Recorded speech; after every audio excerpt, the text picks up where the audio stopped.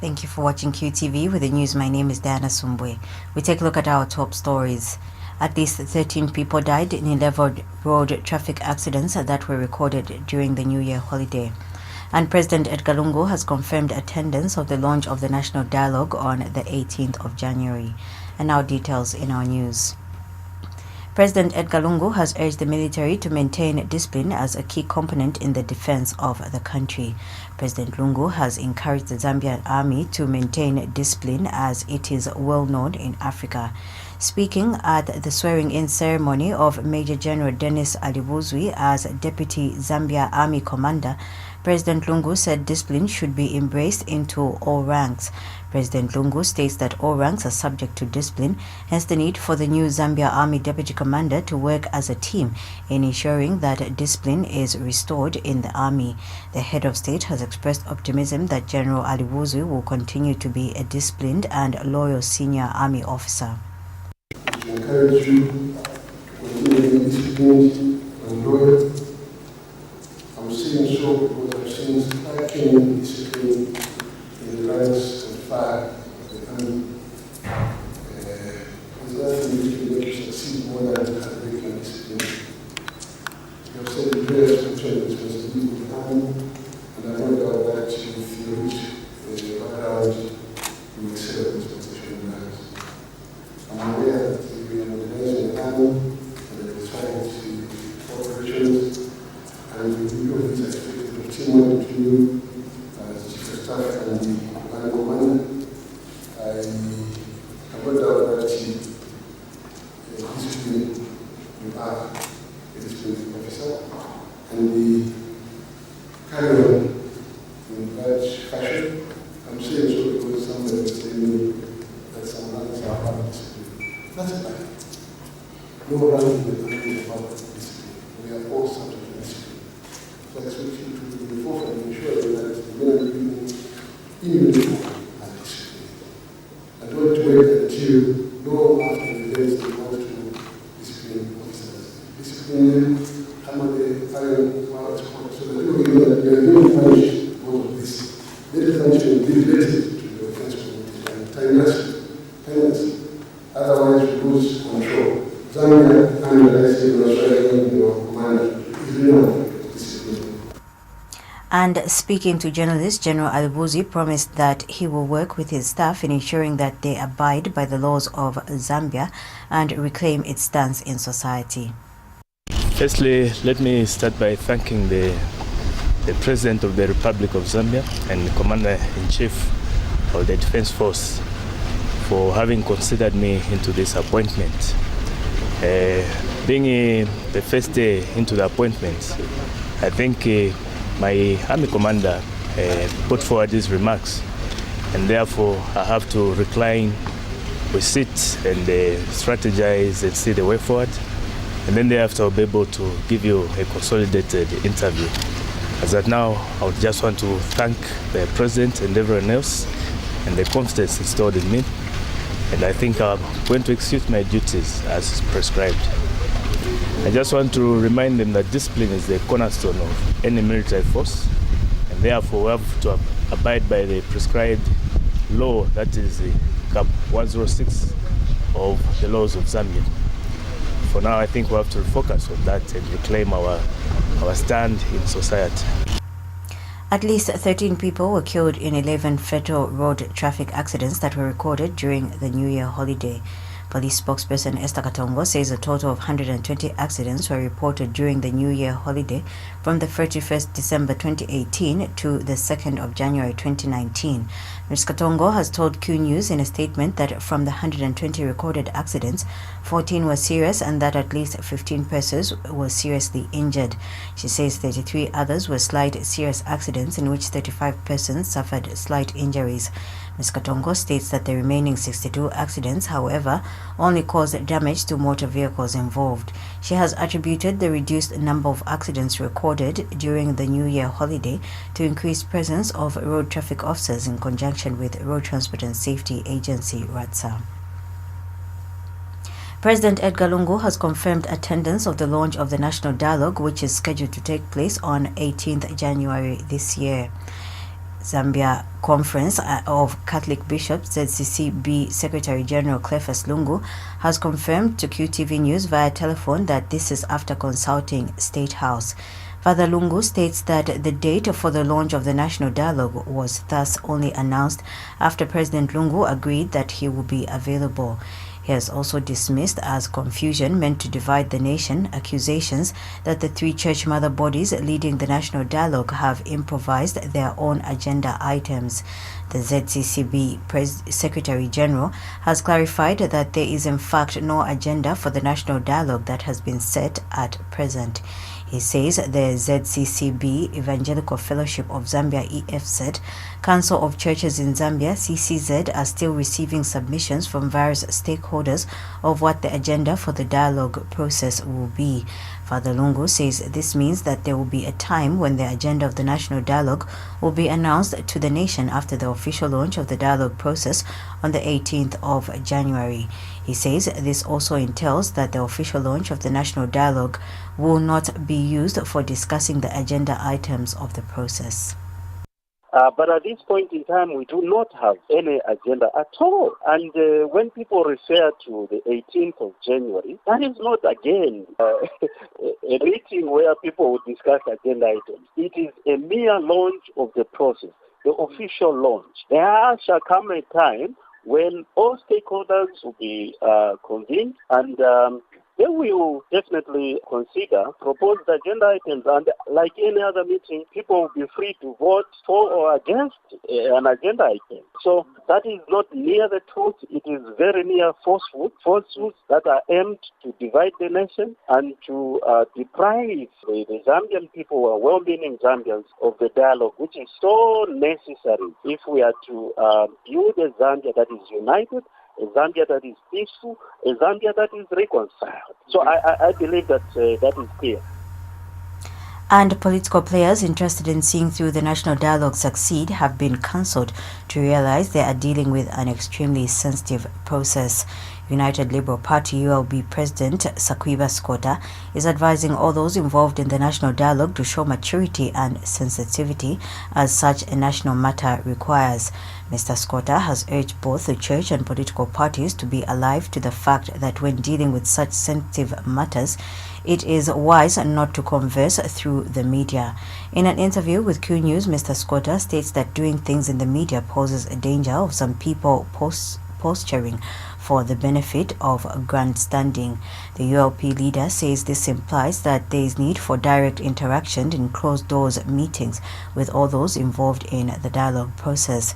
He is also of the view that nothing should be imposed on either opposing parties when the National Dialogue formally commences if the possibility of the entire process breaking down is to be avoided. Mr. Skota has further particularly advised the church mother bodies leading the dialogue process against announcing the launch of the process before agreeing with all those involved. He says the fact that the first attempt to fix a date for the launch required postponement is an indication that before setting the date for the launch, all interested parties must be spoken to. I think that the very fact that the very first attempt required for postponement and the second date which has been proposed of 18 doesn't seem to have been fixed in stone. I think that points to the fact that before any announcement of any date is given, the parties must be talked to behind closed doors to find out which dates they would be comfortable with, find out why they want those particular dates, so that everything is smoothened out. You cannot just impose a date. There may be reasons or reservations that one or the other or all sides may have. So you have to first of all sit down with them, try to find out what are the issues which would stop us from having this on such and such a date? What are the things that need to be resolved before we get to actually sitting down? And like I said, this has to be done behind closed doors, not through the press. Otherwise, you'll start seeing that the whole atmosphere is being poisoned by the various reactions and so forth. But if it is done behind closed doors, differences that may arise are easy. Meanwhile, veteran politician Vernon Mwanga has expressed concern that the three church mother bodies spearheading the dialogue process are being accused of having their own agenda. Dr. Mwanga thinks that it is unfair for anyone to accuse the church mother bodies of having a different agenda from what political parties have already agreed to discuss in the dialogue process. He has told Q News in a separate interview that this is especially after having facilitated a meeting where President Edgar Lungu and UPND leader Hakainde Hichilema agreed on what issues to discuss. Dr. Mwanga is of the view that what was agreed in this meeting should be followed and that national dialogue should also commence on the 18th of January this year as scheduled. He believes that this dialogue process is important for Zambia's future and for ensuring that the country enjoys peace and stability going forward. Having agreed that the three church mother bodies would lead this process, and after a meeting which was held between President Lungu and Mr. Hakainde Hichilema, the president of UPND, again under the auspices of the three church mother bodies, where it was agreed that dialogue should commence as soon as possible. I think that it is unfair to begin accusing the church of wanting to introduce a different agenda from what the two leaders had already agreed. I think that it's important that what was agreed at that meeting be followed, and that dialogue should start on the 18th of January as agreed, so that many of the issues facing our country can be addressed in a sober and serious manner. I believe that this dialogue is important for the future of our country. But the opposition MMD has questioned the capacity of the church to continue leading the national dialogue process. MMD National Secretary Raphael Nakachinda says his party is now wondering whether or not the three church mother bodies comprehend the magnitude of the process they have been tasked to lead. Mr. Nakachinda states that the recent conduct and attitude of the three church mother bodies has become very challenging for the MMD in itself to understand where they stand. In an interview, Mr. Nakachinda told QTV News that his party is of the view that the attitude being exhibited by the ZCCB, EFZ and CCZ is below par. Mr. Nakachinda, who is also nominated Member of Parliament and Zambia Center for Inter-Party Dialogue ZCID board member, has urged the three church mother bodies to up their game. He is advising the ZCCB, the EFZ and the CCZ to realize that they are not in a ping-pong game with the ZCID. Mr. Nakachinda says the three church mother bodies should therefore be seen as agnostic to the extent of claiming that there is presently no agenda for the national dialogue. He has cautioned them to be mindful that any attempt to assume a position of authority beyond what is expected of them with respect to their terms of reference will be a mistake. If there is no agenda, it just speaks to the fact that there is no capacity. How can you go and have a consultative meeting and say there is no agenda? There is already an agenda from political parties based on the Siyavonga resolution, the 4 thematic areas that we feel should be tackled in the process of reforms. The only thing that is left is to have other stakeholders who are also representatives of the people, like civil societies and other stakeholders that may be identified, to speak to those 4 thematic areas or indeed any other matter they feel should be included in the dialogue process. But the church as a chair cannot sneak in or introduce any agenda item. They need to remain neutral, and we're telling them all we are demanding as SCID, as political parties, is 1, transparency. 2, the church must adhere to the rule of law. This business of recognizing illegal entities and individuals who have no local standard to represent anybody in their meetings, that is funding confusion. It should come to a stop. Shimba Kambwiri is a member of parliament in our Zambian parliament as a patriotic front member of parliament. National Democratic Congress NDC party consultant Chishimba Kambwili has called on SADC members to drop President Edgar Lungu as chairman of the body as he lacks democratic tenets. Mr. Kambwili has charged that it is not acceptable for a person who leads his country with alleged tyrant tendencies to chair a body that requires one to respect democratic tenets. Addressing a media briefing in Lusaka, Mr. Kambwili also accused President Lungu of being hypocritical whenever he speaks about democracy on SADC forums. Mr. Kambwili states that the truth of the matter is that President Lungu's actions in his own country are that of alleged cruelty and theft. Mr. Kambwili has challenged union leaders not to accept any salary increment below 50% in their negotiations. He says salaries and allowances for civil servants must match the current basic needs requirement. The NDC party consultant has further challenged religious leaders to not be compromised when giving checks and balances to politicians. He says his party is aware that there are some pastors in the country who are collecting huge sums of money from government officials, which is making them fail to correct those in government. utitika abantu mu kyalo kyabwe utitikisha abantu mu kyalo kyabwe uleyisa mukutweba uletwele chimometa mwa democracy. That's what I expect Zuma to say. That's what I expect all the presidents to do. But for you to keep on embracing President Edgar Lungu by SADC, who has no democracy in his own country, you are being hypocritical as SADC. And I challenge you leaders in SADC, tell Lungu that he should live by democratic tenets in Zambia. He should practice democracy before you listen to him as chairman of SADC organ on politics.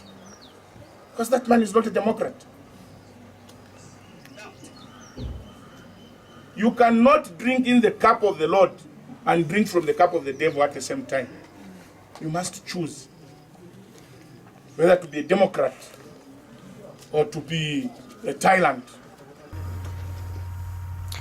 Meanwhile, Mr. Kambwili says he cannot be used to drive the agenda of the United Party for National Development leader Hakainde Hichilema, as is being alleged by some sections of society. He says the Alliance for Opposition Political Parties that has been formed is meant to drive the developmental agenda for the poor Zambians and not the agenda of the United Party for National Development. UPND are only my partners on national issues. The alliance is about speaking on national issues. And how do you say we are being used by HH? I've always spoken on national issues, but we are only saying speaking one is not helping us. Let's speak as one voice. How is HH using us? How is HH using us? How is HH using us? If you are a lecturer at the University of Zambia, you must live above board.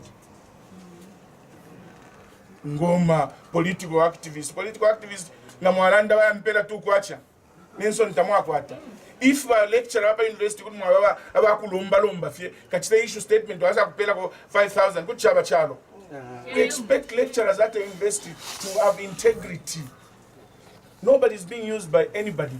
We came together 10 political parties because we have seen, one, our constitution has a lot of lacunas.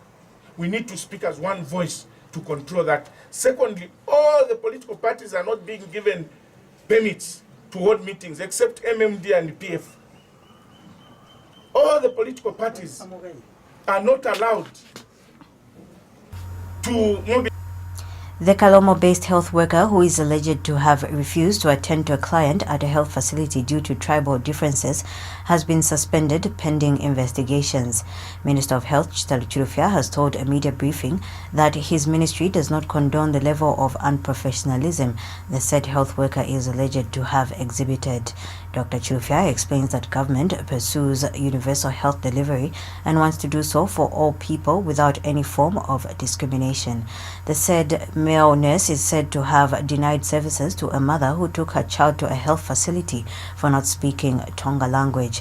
But Dr. Chilufya has disclosed that for the sake of fairness on the part of the nurse and the complainant and basing on preliminary evidence available, his ministry instituted investigations in the matter.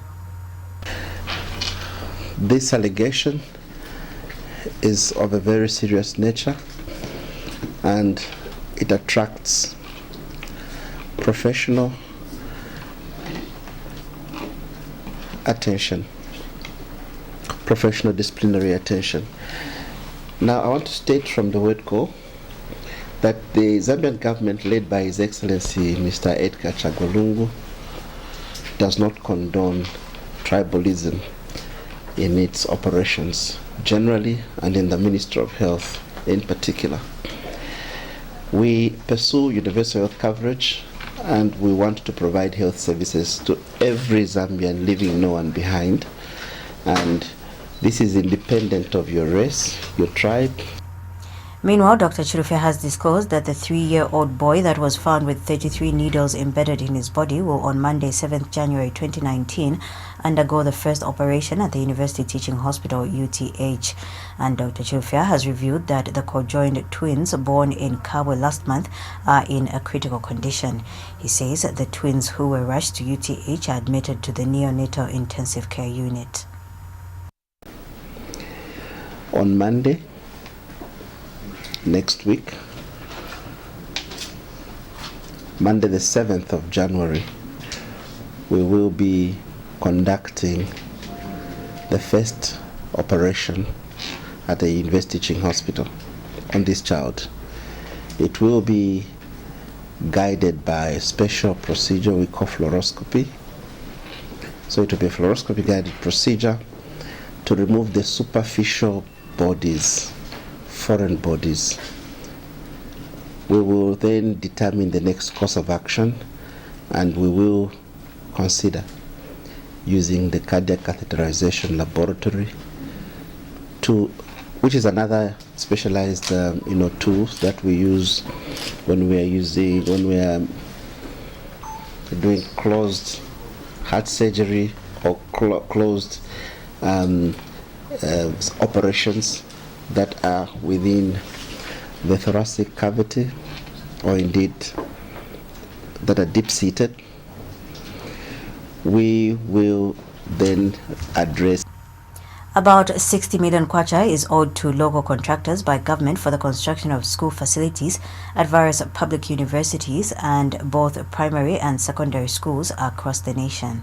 National Small-Scale and Medium Contractors President Mutale Mpepo has disclosed that the Ministry of Higher Education owes local contractors about 250 million kwacha, while the Ministry of General Education owes the contractors a total sum of 350 million kwacha. Mr. Mpepo explains that in 2014, the local contractors started constructing 60 hostels at various public universities which have up to date not been completed.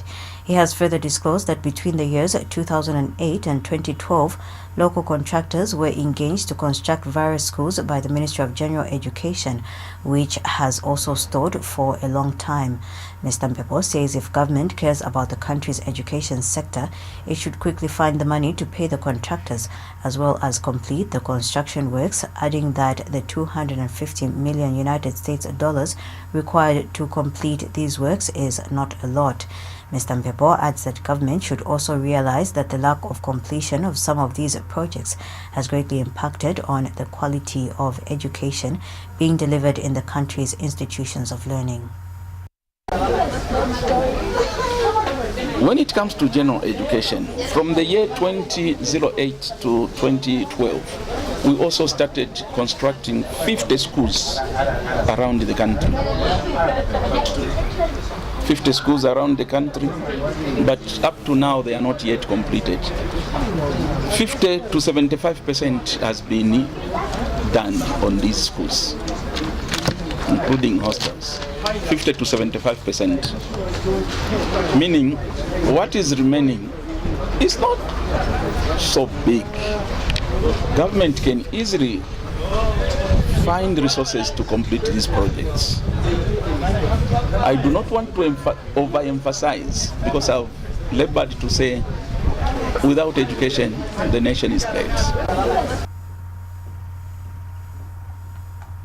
The Drug Enforcement Commission, DEC, through its Anti-Money Laundering Investigations Unit in Lusaka, has arrested and jointly charged two Lusaka businessmen for money laundering activities involving over 39 million United States dollars. Metonich Saidi Chishimba, 49, a businessman of Chalala area in Lusaka district, has been arrested and jointly charged with Anderson Piri, 42, a businessman of Ibex Hill, for money laundering contrary to the laws of Zambia.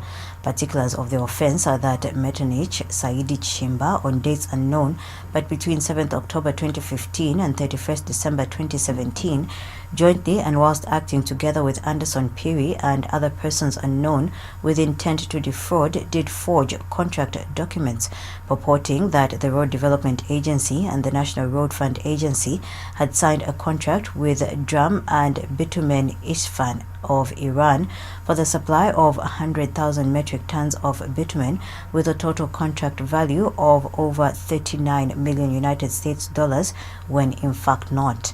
The duo obtained a total sum of 480,000 United States dollars as advance payment guarantee from Drum and Bitumen into their company account, which funds were used to acquire various properties for the sale for their personal benefit. The Commission has since seized properties from the duo for further investigations. Drug Enforcement Commission Public Relations Officer Teresa Katongo has told QTV News in a statement that the suspects are on police bond and will appear in court soon. The two suspects who have been arrested for money laundering have been identified as Metonich Saidi Chishimba, a businessman of Chalala area in Lusaka, and Anderson Piri, also a businessman of Ibex Hill in Lusaka. Particulars of the offense are that Metonich Saidi Chishimba, on dates unknown, but between 7th October 2015 and 31st December 2017, jointly and whilst acting together with Anderson Piri and other persons unknown, willfully, dishonestly, and with intent to defraud, did forge contract documents purporting that the Road Development Agency and the National Road Fund Agency had signed a contract with Drum and Bitumen Isfahan of Iran for the supply of 100,000 metric tons of bitumen with a total contract value of 39,550,000 United States dollars, when in fact not. The duo obtained a total sum of 480,000 United States dollars as advance payment guarantee from Drum and Bitumen into their company account, which funds were used to acquire various properties for sale and also for their own personal gain. The Commission has since seized property. The Zambia National Women's Lobby, ZNWL, has bemoaned the high levels of gender-based violence in Zambia despite many interventions to reduce the vice.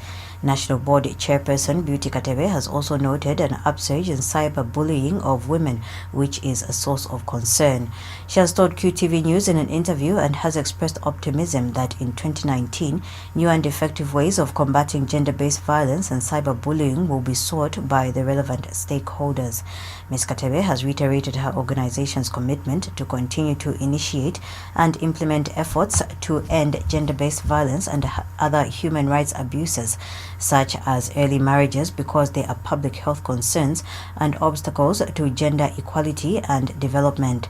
The Zambia National Women's Lobby chairperson expects government to put in place modalities for the full implementation of the Gender Equity and Equality Act.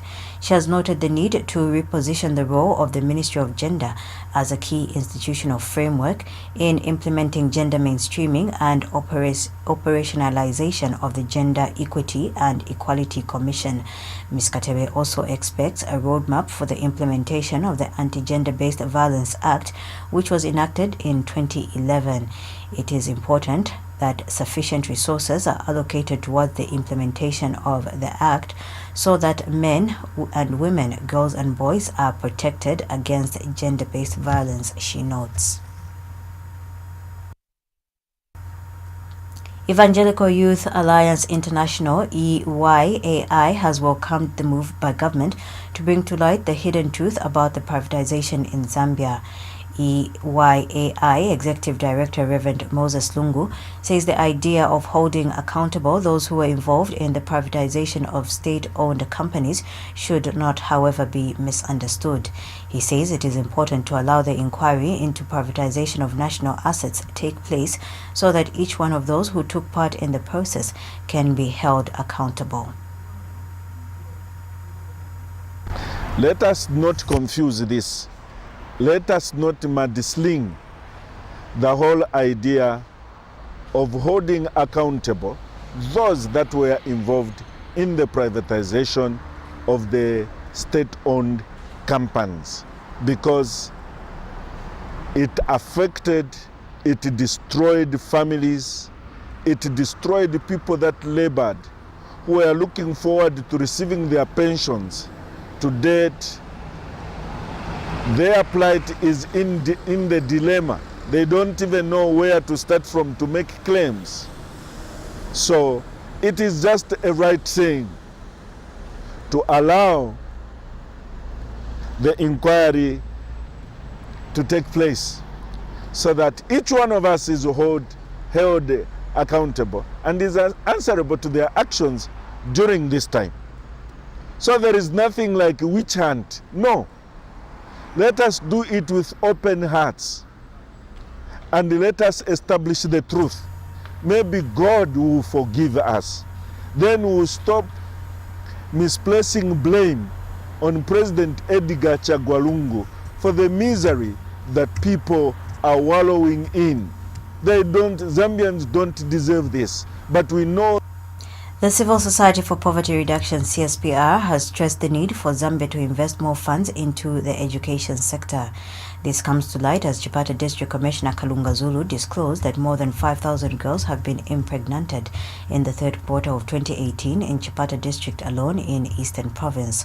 Organization Executive Director Patrick Shindano believes quality education is attainable if enough resources are channeled into the education system. Speaking to Q News in Lusaka, Mr. Shindano said from the problems that are contributing to low literacy levels, one of them is because there is little investment in education. He says this will help girls remain in school and obtain quality education as they will not have time to waste. But also go beyond in terms of educating traditional leaders and practices, because the reports indicate that a lot of traditional practices also have impact in terms of the behavior of our young people, because from traditional ceremony, especially initiations, where children now start to experiment on what they are taught.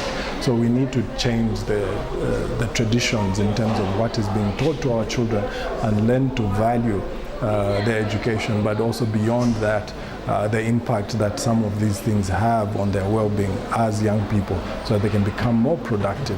So it's a very big problem, and we hope that this can be sorted out, because failure to do that, you see intergenerational poverty continuing, because most of these are not economically viable and not economically sustainable, and they have to look after another child, which means that they'll be trapped. You see children dropping out of school, and they will be trapped. Smallholder farmer Robert Chimambo has advised fellow smallholder farmers that the chemical fertilizer type of farming that has been used for the past years is not good for the soil.